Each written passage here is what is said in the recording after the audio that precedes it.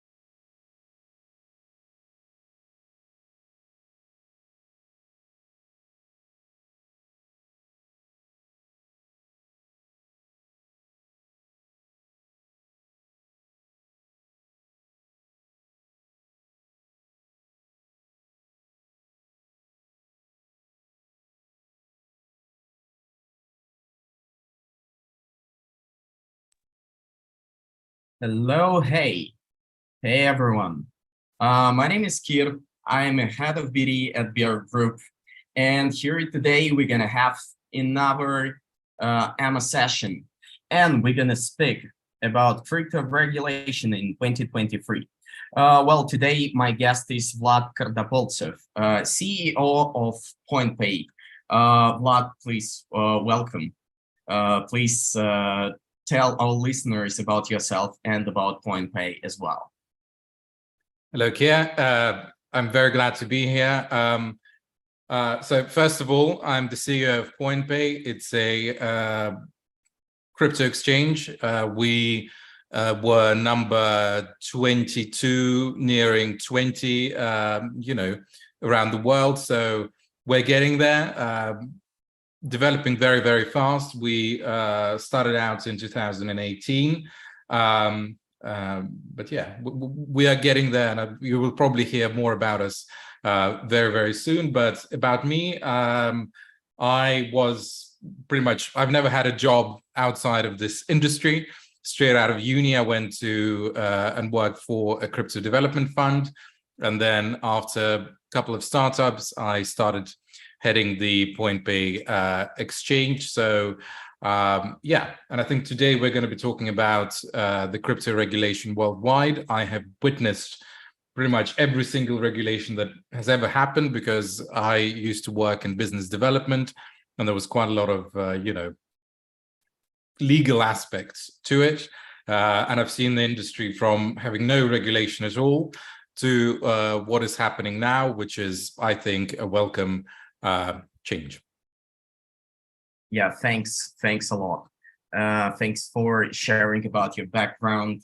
And well, I actually was quite anticipated for this AMA session, because the crypto regulation in 2023, it's like a cornerstone for lots of countries. And well, firstly, I want to ask you, what do you think, the main trends, or like the most important events that we already had in 2023, and what are we looking forward till the end of this year? Well, as I mentioned in my introduction, this year was quite heavy on regulation, I think, because ever since crypto became more or less mainstream, and when everybody started to hear about it, there was no regulation at all. And now we are kind of experiencing very big shifts in the kind of global cryptocurrency regulation, which is incredibly welcome. And this year so far, I would probably highlight 5 aspects. It's first of all the developments in the US. Second of all, it's the developments in the European Union, which is incredibly welcome, long overdue, and I think everybody in the industry is glad that this is happening on the EU-wide level and not on the kind of individual countries level. And probably venturing out further afield, I would mention Dubai, UAE, that they've introduced the digital asset center in Dubai, to regulate the cryptocurrencies, so the cryptocurrencies would be able to come there. And obviously, since there was a war in Ukraine, quite a lot of crypto companies from Eastern Europe went on to work in Dubai. So I think that's quite good on them to to put it all in writing. And additionally, you don't have to pay taxes there, so quite a lot of crypto bros are hanging out in Dubai at the moment. And obviously, the fact that they've regulated it somewhat adds to it. And so we've mentioned the US, the EU, and Dubai, the Middle East. And probably the noteworthy things to mention would be China. Even though in China, the cryptocurrencies are banned, and but we still think that quite a lot of people from China are still using cryptocurrencies.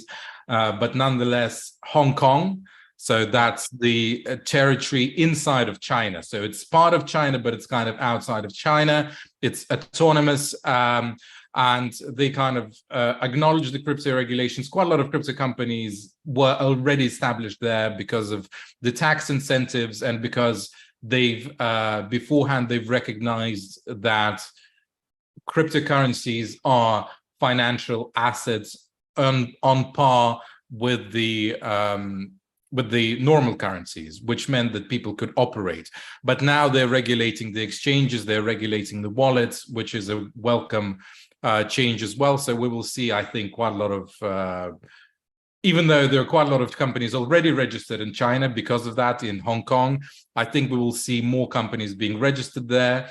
And I think, I hope that China will be opening up the crypto market as well. And I think last thing to mention would probably be Japan. So Japan already had some very robust regulations, but because quite a lot of the two main exchanges, one of them was Liquid, went bust. They kind of changed the approach about the way that they were doing things, and they've eased the tax burden of the tax regulation there as well. Yeah, and one thing to mention about, so let's go back to the US. This year we saw quite a lot of cases against quite big kind of market players within the US, and the Securities and Exchange Commission was saying that certain tokens were securities, not utilities. But it was all very confusing because one government agency was suing those companies and saying that certain things were securities, and then the other agency was suing them and saying exactly the opposite thing, and everything was confusing. And I think quite a lot of companies exited the market, like for example the BUSDT. They didn't want to deal with all of that, and I think now we're kind of waiting for a regulation, not state level regulation, but a federal level regulation in America, which is long overdue, but I don't think that's going to happen anytime soon with the election cycle coming in. So I don't know. And probably lastly, as I already mentioned, in the EU, they've introduced the Markets and Crypto Assets Regulation, the MICA or MICAR. I've heard that acronym before. And pretty much it's a comprehensive regulation Europe-wide, which is a good thing because it's not very stringent. Because before, kind of the way that the European Union works, if one country regulated something and if it doesn't contravene the EU law or the local law, another state within the union has to accept it. So quite a lot of crypto companies were registered in Estonia for a while. Then they stopped that because they've changed their regulation. Now quite a lot of companies are registered in Lithuania. So if your company is registered in Lithuania, you're able to operate within other states, which is kind of very useful. And there was some crypto regulation in Malta as well, but it's quite expensive. So only the big players were kind of doing it. So now we hope with the new regulation, more and more companies will kind of open up. And I think last thing to mention, so I already mentioned 5, would probably be the UK.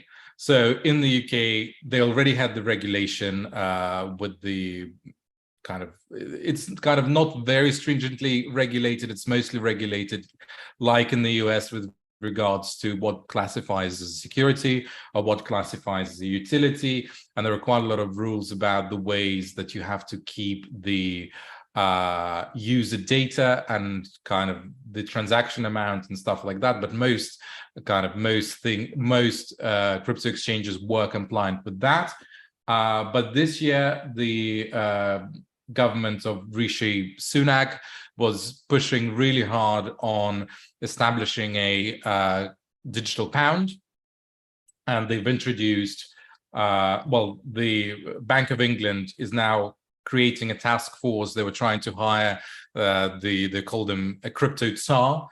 I don't know why. But they were trying to hire quite a lot of people within the industry in order to establish the feasibility of the digital pound, which I think is a very good move. They haven't decided anything yet, but they're saying that by the end of this year, maybe the middle of next year, they're going to establish whether it is feasible, because this is something that is being worked on in other big jurisdictions. And obviously now with Brexit, and the pound being slightly weaker, they're trying to look for other ways in order to kind of reestablish themselves within the kind of a fintech sphere. Sorry for talking for 10 minutes and but that's kind of a brief overview of what I think was quite important within the regulatory framework of cryptocurrencies, crypto exchanges, and etc. No, that's all right. I mean, that's the reason why we do have this session to discuss it, and we just started, and you already, highlighted lots of points and raised a lot of thoughts, even in my mind, because, well, personally, I'm a lawyer, an international one, and I spent some years working with international transactions and in crypto. So that's why this topic is, so fascinating to me personally. So, right. Well, what do you think about the whole Hong Kong and China regulation, and how do you think the regulation in general can affect the crypto market, the cryptocurrency market? I just want to discuss with you a bit. Well, the Chinese market used to be open, and obviously, when you have 1 billion people, it's a huge market. So, but they decided to close it. I think it didn't align with their kind of the Communist Party agenda, that people were spending money. The Chinese, the way that, communist governments work, they want to have control over everything. So in certain, obviously they have, those kind of face controls, what people, this kind of social order controls. They control the banks, they control the way that people spend money. And they control quite a lot of things. And obviously, if you're trying to venture out into a decentralized world, the big party, Communist Party government would hate that. So they there used to be quite a lot of exchanges in China. They were banned. So I think what might happen is something along the lines of a kind of a Turkish scenario, or like a Japanese or something like that scenario. So they would have an internal exchange where people, it would be somewhat connected to the government, where people will be able to see how people buy Bitcoin, why people buy Bitcoin, and the transactions. They want to probably tie in the tax system there, but it hasn't been developed. I've heard some things about that. I'm not sure whether it's true, but I've heard some things that, some people are saying that China wants to establish their own kind of a big exchange where it will only be available for the Chinese people, and where things like WeChat and, all of their tax systems and kind of all of their internal communist control systems will be tied into that exchange itself, and it will be closed off from the rest of us. And obviously, Hong Kong is a slightly different jurisdiction. Quite a lot of international companies. That's the history of Hong Kong is quite interesting. It used to belong to the British, and I think in 1997 or 1994, I can't remember, but sometime in the 90s, it was passed from Britain to China. And that's why there are still quite a lot of, independent judiciary there, which China is trying to kind of curb. And the Chinese people, for example, are not able to even move to Hong Kong because they have a different level of freedoms. They can vote. Internationally, quite a lot of people come to China, come to Hong Kong. You would need a separate visa if you've ever visited Hong Kong. You would need a separate visa for Hong Kong and China. So it's a completely different jurisdiction, kind of within China, and it's most certainly more open towards foreigners. I've myself registered a couple of companies in Hong Kong in my time, and it's very open. You can go in and you can have a look at the shareholders. So it's kind of this hangover from the British rules, that they used to have until the 90s. So they still maintain some, good company ledgers, and the foreigners are able to establish companies there without any problems. But in China, for example, establishing a company in China as a foreigner, it's next to impossible, because you would need a Chinese person being like, it's very complex. So people would usually establish a company in Hong Kong, and that would be it. So, and quite a lot of people don't understand, the spending habits of the Chinese people, and et cetera, et cetera. So yeah, that's why I think they've decided to regulate Hong Kong differently, because quite a lot of companies that operate in Singapore and in all of this kind of other Asia regions, they're actually registered in Hong Kong because of the tax incentives and because of, the old British judiciary, where you are still able to get some kind of decent, the Communist Party can't just come and steal your company like they do in China, because in Hong Kong, it's all very transparent, more or less. There is still quite a lot of control from China, obviously, but it's more or less open towards the foreigners. And I think the Chinese like it that way. I think that's why they've regulated Hong Kong differently and quite leniently, but I think they would do something completely different for people in China. And I think most foreigners won't be able to access it at all. But we hear about things like that from, Russia apparently is trying to establish a digital ruble. They've passed a law saying that they're establishing that thing, and maybe it would be tied into crypto. And I think quite a lot of jurisdictions with weaker currencies are trying to establish something similar, and they're trying to establish an internal exchange. One of the things, for example, I was in Turkey not that while ago, and you go through this huge airport that they have, and everywhere you can see this, the Turkish cryptocurrency exchange being advertised everywhere, and they're trying to close down all of the exchanges that do not comply with their internal rules, and they're kind of trying to carve in the market for just one exchange, so the government would be able to control what's going on there. And, that obviously defeats the purpose of, cryptocurrencies, because of, decentralization and kind of moving away from the government institutions. But I think that was quite inevitable that, the governments would be, coming over and trying to reach for personal information of people. And I think that will, expand even further in due course. So. Yeah, that's great. I the most definitely support the ideas that you just shared. And well, I'm still quite fascinated about the idea that, well, probably China gonna have or could have this like national exchange, like the biggest and the only one, which is quite logic. I mean, well, due to all the other processes, which is quite logic. Well, nothing surprising, but just the first time that I've heard about it.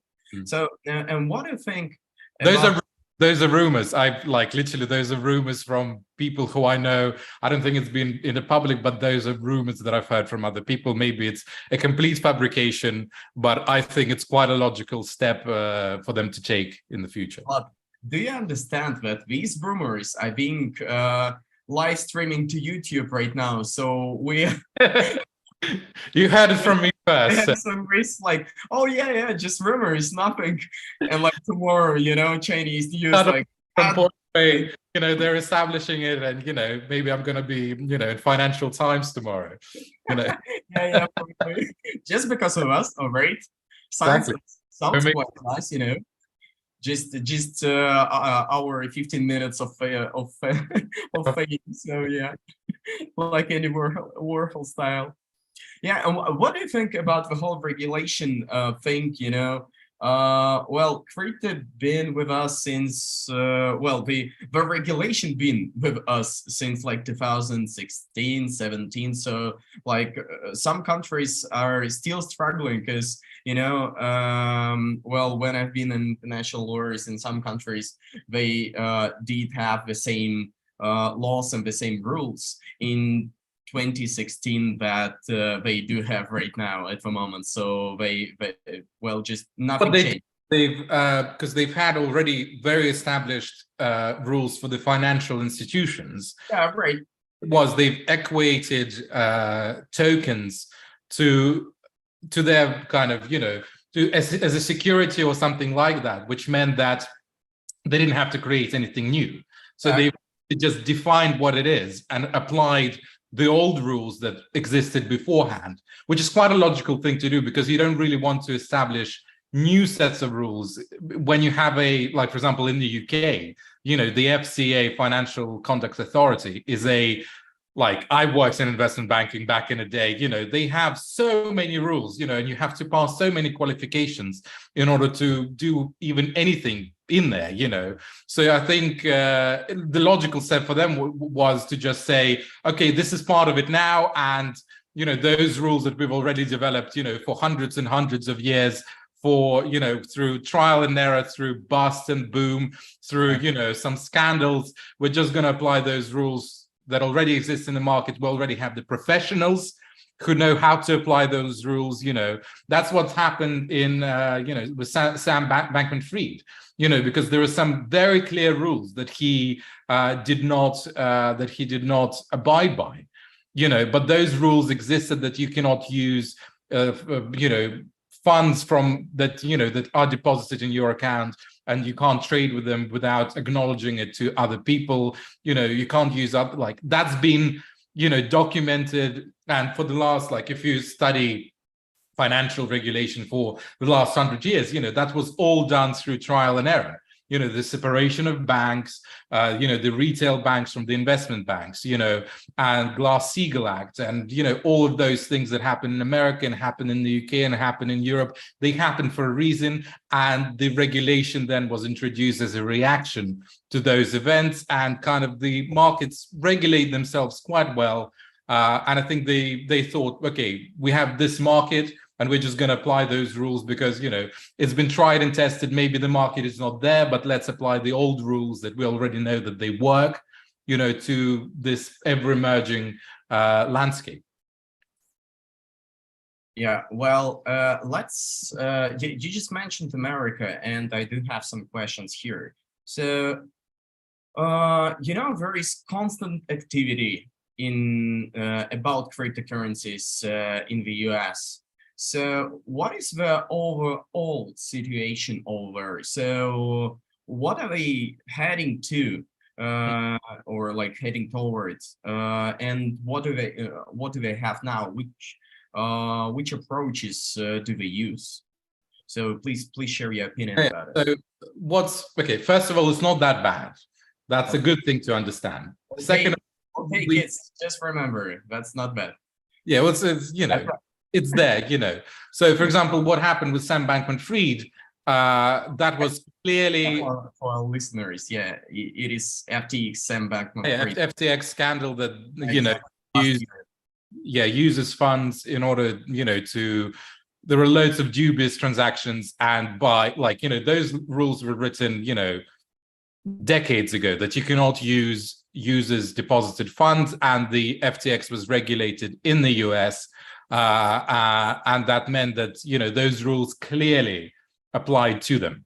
Maybe not all of the rules, but obviously the rules that say, if you deposit something into a financial platform, for example, like eToro, or, the stock exchange or something like that, the people who to whom you deposit those money, they cannot use this money without your consent and invest it into dubious, risky investments.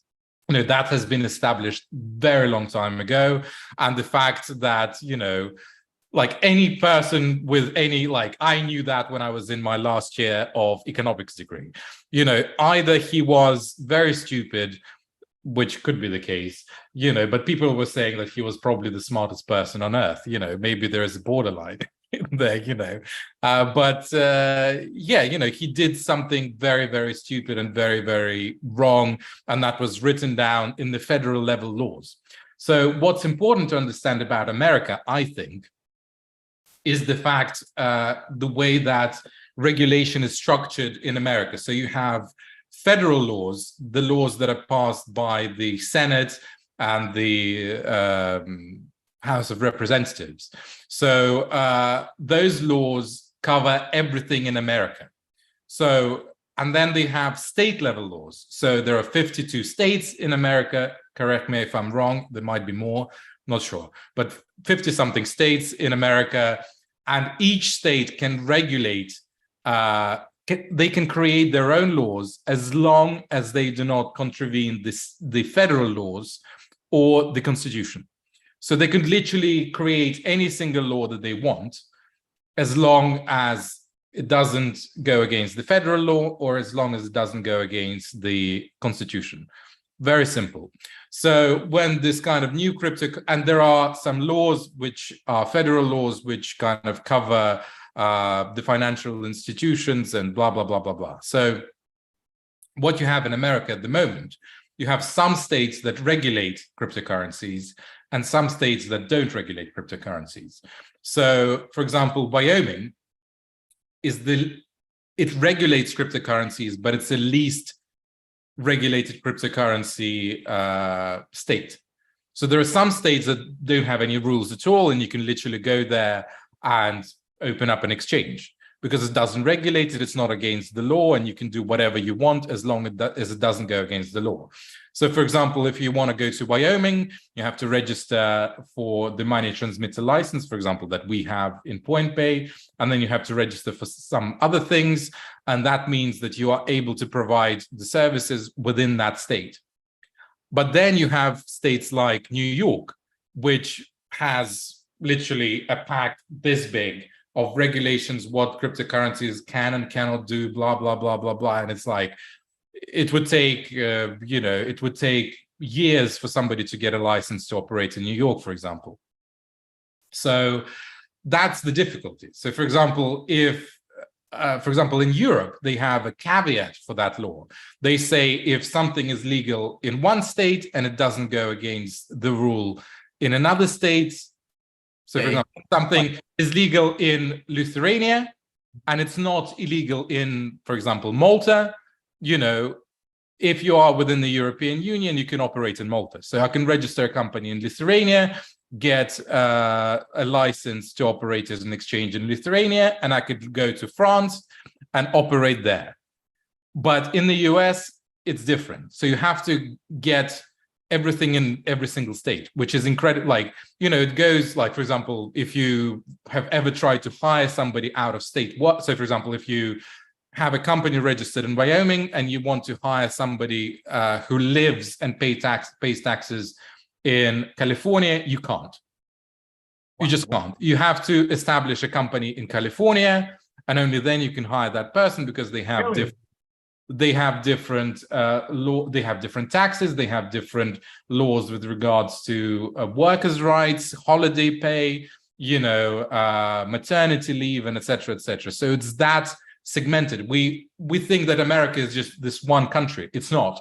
It's many, many, many states together, and you have to adhere to every single individual law, and what is illegal in one state could be legal in another state. What they charge taxes in one state, they don't charge taxes in another state. What could be considered a kind of a jail time offense in one state is not an offense in another state. So you can literally, that's why they have those, if you watch death penalty states, some of them. Exactly, death penalty states, and in some states, the abortion is legal. In some states, the abortion is illegal because it's now decided on the state level. So the same thing works with the cryptocurrency regulations because there is no federal regulation. That means that every single company has to get licensed in all of the 50 plus states, which is like impossible. It would cost you millions. Like Binance can do that.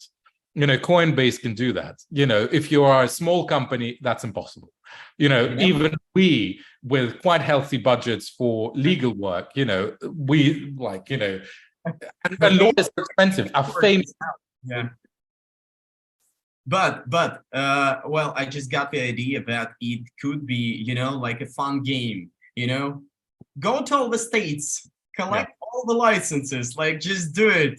It's like a lifetime job, Yeah, exactly. Well, that's what kind of, I think only 2 or 3 of them managed to get like 40 something licenses. And then Biden said that as long as you have at least half of the licenses for half of the states, that means that you're able to operate in all of the states, which is kind of legally they haven't framed it correctly, but he said, which kind of has no legal basis, that as long as you have half of the licenses for the states, you completed the bingo by half, you can operate in other states. So now I think there is a big call for a federal level regulation. But quite honestly, if they cannot regulate abortions on the federal level at the moment, I doubt that they would go out and regulate cryptocurrencies on a federal level. But I think it is long overdue, and this is something that they will have to do at one point or another. And I think something horrible like FTX will have to happen, in order to I think we will have to experience another FTX scandal where millions of people will lose, millions and millions and millions of money, and crypto assets for the government to do anything about it. But I think that is what is happening in the United States. And obviously this year we had quite a lot of cases from the Security and Exchange Commission and their counterparts, that were arguing that, one government organization was arguing that, I can't remember what it was, but, one of them was arguing that this, I think it was Tether, that one of them was a security, and then another government organization was arguing that it is a utility, and if they cannot get the same line within their own government departments, we have no hopes at all. So I think, but I don't think it's their number one priority, and I do think that something horrible will have to happen for something like a Glass-Steagall Act, to come into force and regulate everything within it. So I think that's what is happening there. Yeah, thanks.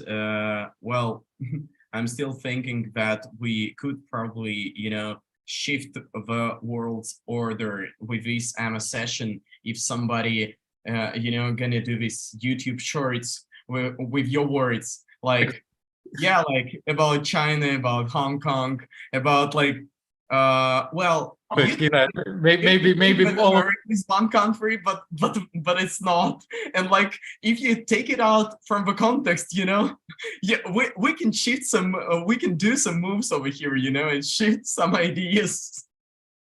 Well, I don't know, maybe they would show this interview in 5 years and they would say, well, actually, exactly what I was saying did happen, Right. Where's the genius? And you're like, yeah, I'm here. Well, I was here all the time. Smart me 5 years ago. Yeah, right. Thanks. Well, we have the US, and let's speak about Europe. They do have this MICA proposal, and well, and the whole legislation, not just the proposal. What did they actually adopt it? And this MIC, is it a good or a bad thing for crypto? What do you think about it?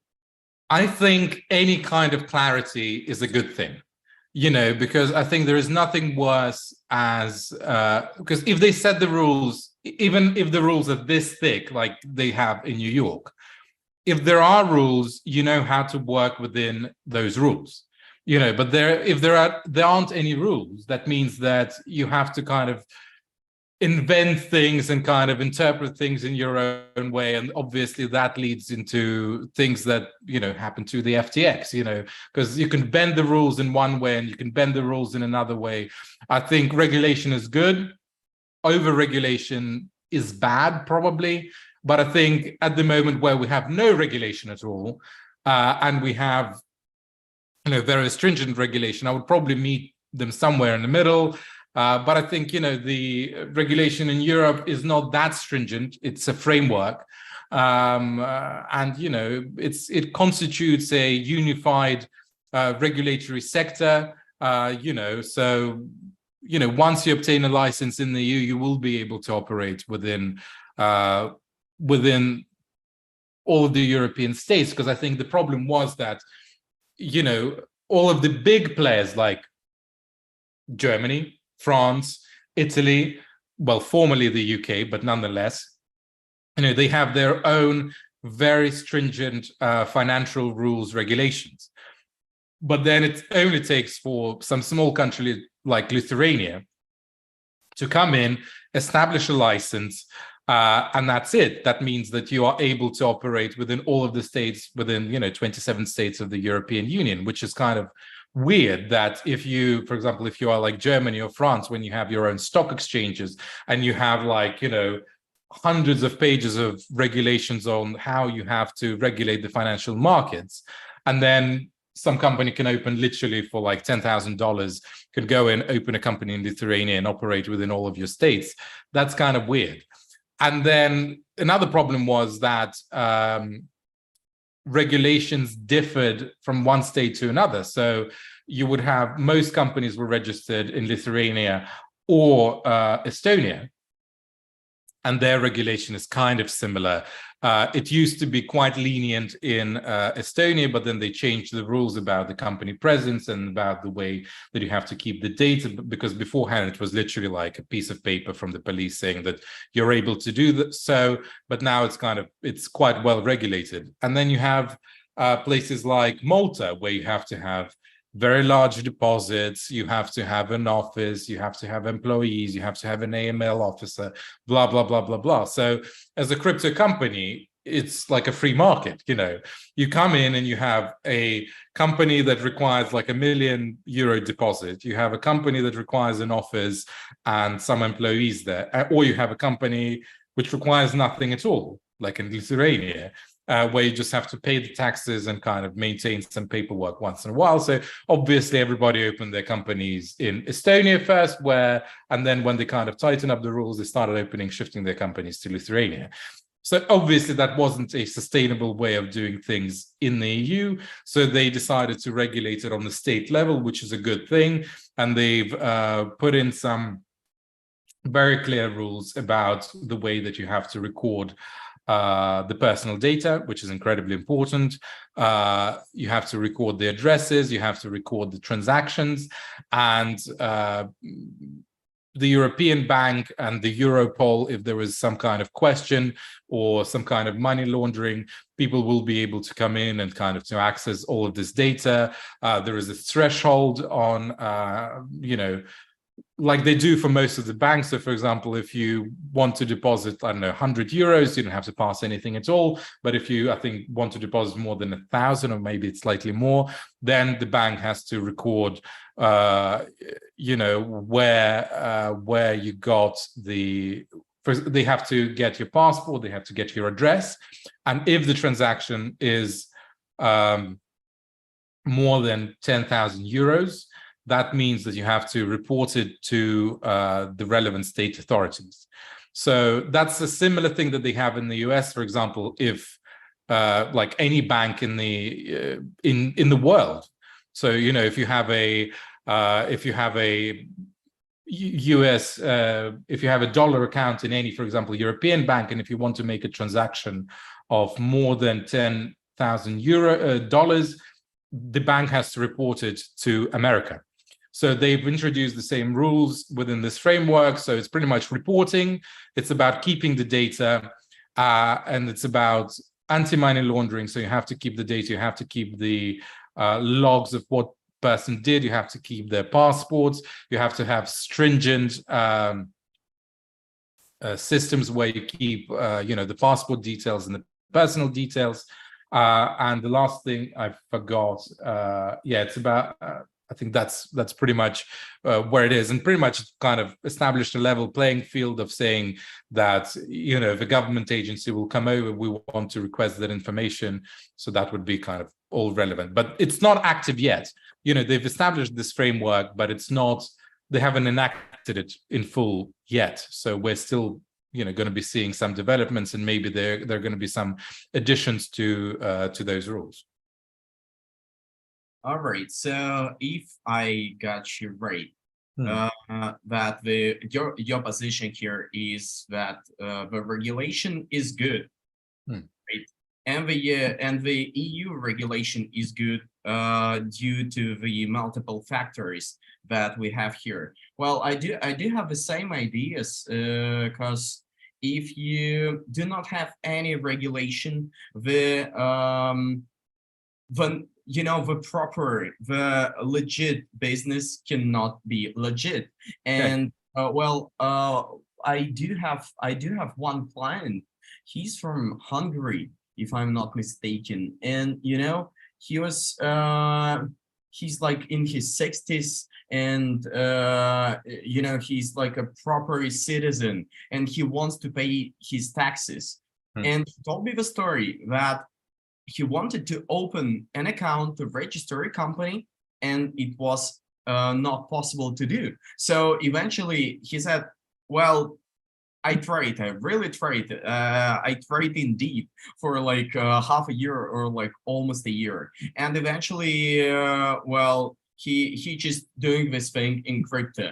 Well, the whole thing. So he's got a crypto project, and he's paying his salaries and all his costs, everything in crypto. Well, that is the result if you do not have this regulation, because eventually the states cannot raise taxes, to collect taxes from the people. And the people, these like decent citizens, they cannot legally operate. So, they're in this like gray shady zone all the time, which is, which is not a good thing for both parties here. A lot of companies, that's one thing that you mentioned, quite a lot of companies want to have crypto accounts, and it's very, very hard to establish.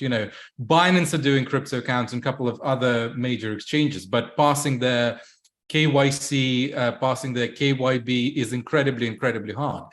And quite a lot of companies want to do crypto processing, and they want to get the payments in crypto, because quite a lot, they say that it's 300 million people, which if we think that, there are 7 billion people around the world, which is quite a large number, 300 million people have some kind of crypto.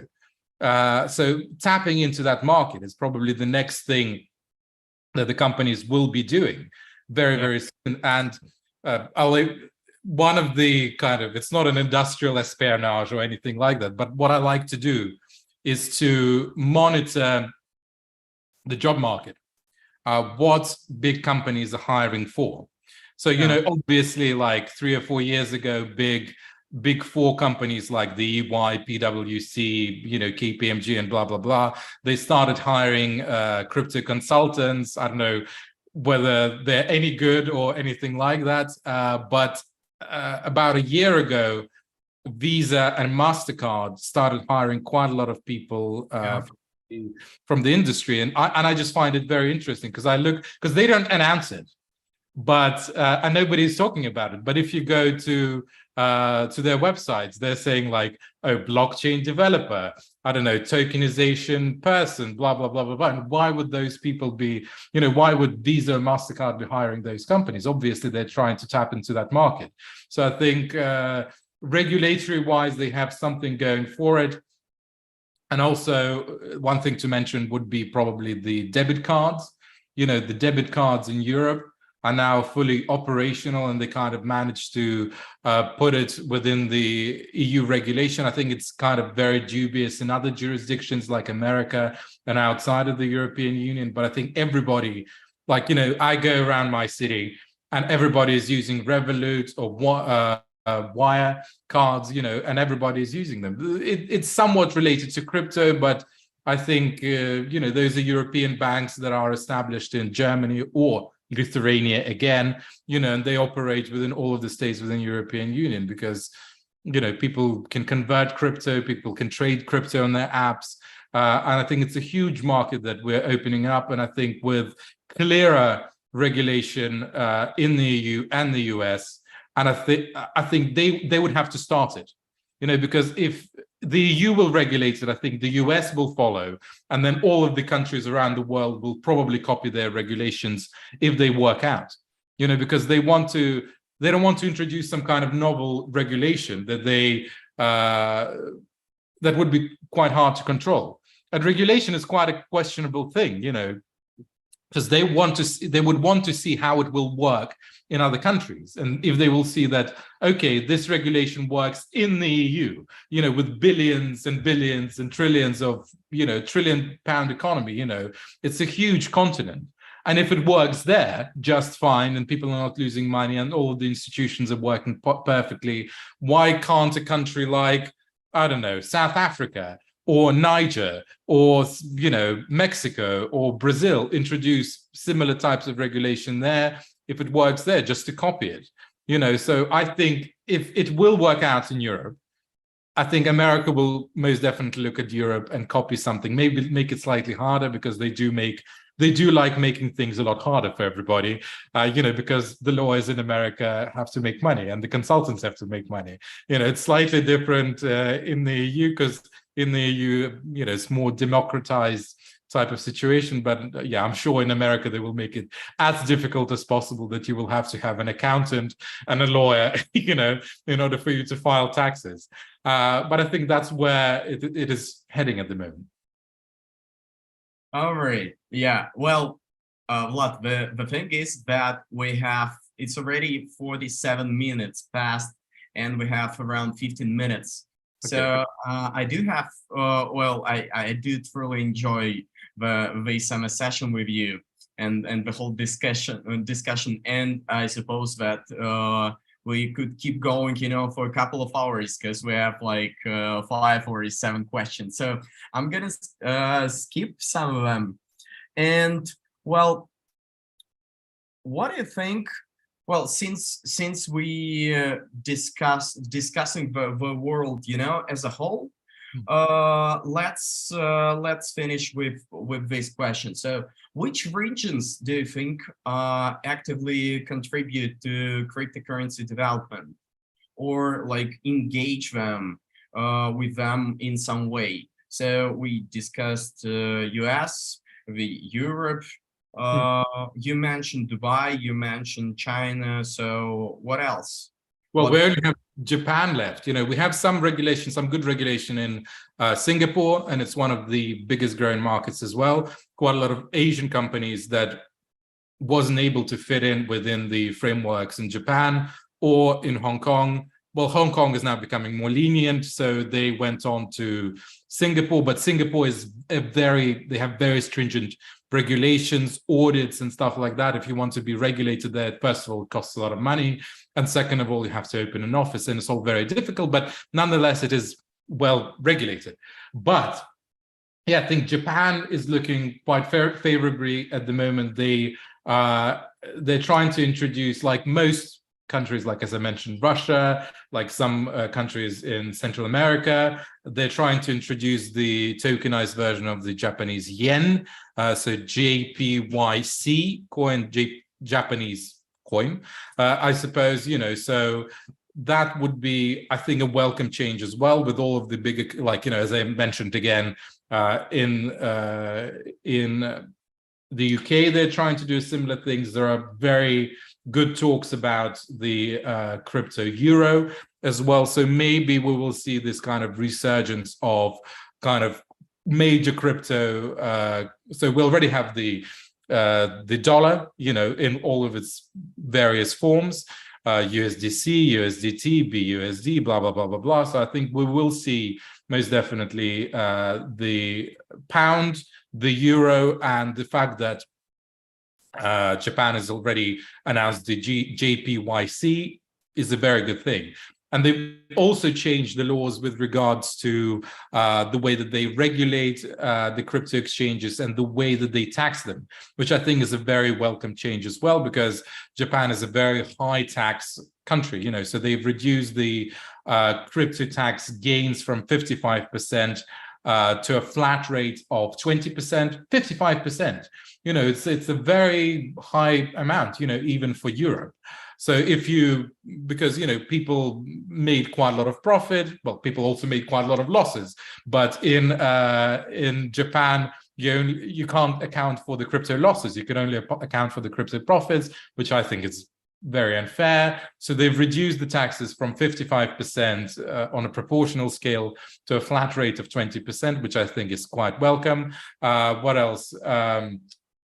They changed some things about the accounting, so you are able, because when they introduced those laws, people already made some profits, so you can carry on some of your profits and losses from the gains and the losses that you've made beforehand. You know, when the regulation wasn't introduced, they've updated the way that they regulate crypto to crypto transactions, so they're not taxed at all.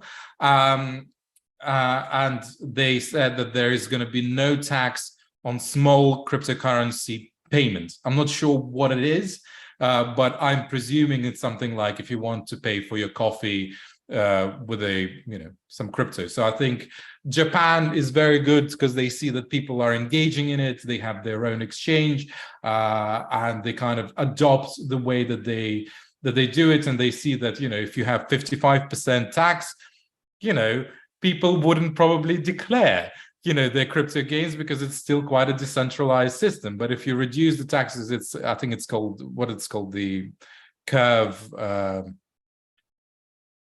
Laffer curve.